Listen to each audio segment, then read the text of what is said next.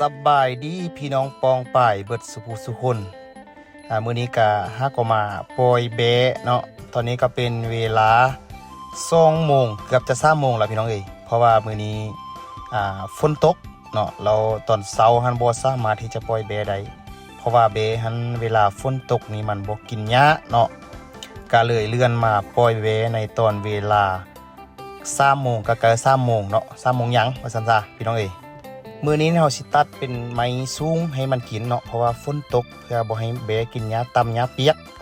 หลังจากที่ว่าเฮาปล่อยแบะออกไปแล้วเฮาก็สิได้อนามัยคอกแบะเนาะให้มันสะอาดว่าซั่นซะเพื่อบ่ให้แบะอยู่เปื้อนอยู่เปื้อนเพราะว่าแบะนี่เป็นสัตว์ที่ว่ามักความสะอาดถ้าว่าคอกเปื้อนคอกหยังนี้มันก็อาจจะเฮ็ดให้แบะเฮาป่วยได้ง่ายพี่น้องเนาะเฮาก็สิได้ปัดกวาดขี้มันออกเนาะเรือบางช่วงถ้าว่ามันเปื้อนเกินไปเฮาก็อาจจะใช้น้ำล้างเพื่อให้มันสะอาดอันนี้ล่ะพี่น้องวิถีชีวิตบ้านๆของเฮาเนาะอยู่กับให้กับสวนเลี้ยงสัตว์เลี้ยงสิ่งไปพี่น้องก็เป็นความสุขอีกแบบนึงเนาะในการที่ว่าเฮาอยู่ใน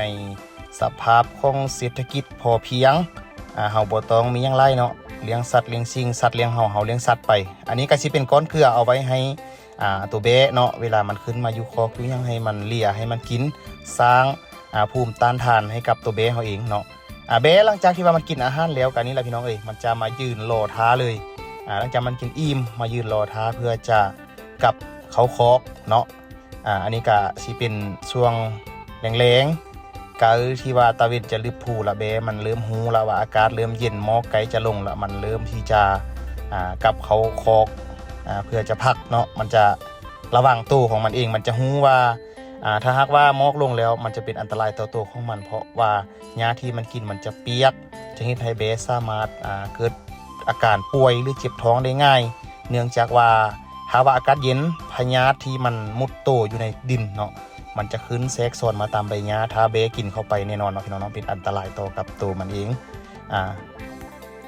ในแบะของพวกเขาเนาะก็สิมีแบะตัวนึงที่ว่าตอนที่เราเอามาแหละเนาะพี่น้องมันลงรถหรือเอาขึ้นรถแหละมันเจ็บขาแต่ว่าเราก็ปัวแล้วก็คือว่ามีอาการที่ว่าดีขึ้นหลายเพราะว่าเราบ่คาหรือบ่ไข้ออกยังเราเก็บประสบการณ์เวลาแบะมันป่วยมันเจ็บมาเราก็รักษาไปเฮ็ดให้เราได้ความรู้ไปในตัวเพราะว่าเวลาที่เราเลี้ยงแบะเนาะอาจจะเจอปัญหาหลายอย่างบ่ว่าจะเป็นแบะเจ็บตาแบะเจ็บท้องเพราะฉะนั้นเราจะบ่คายออกหรือบ่ค้าเนื่องจากว่าเราจะรักษาเพื่อเป็นความรู้ให้กับตัวเองพอแบะเป็นอาการนี้เราจะรักษาโดยวิธีใดเพื่อเป็นการหาทางออก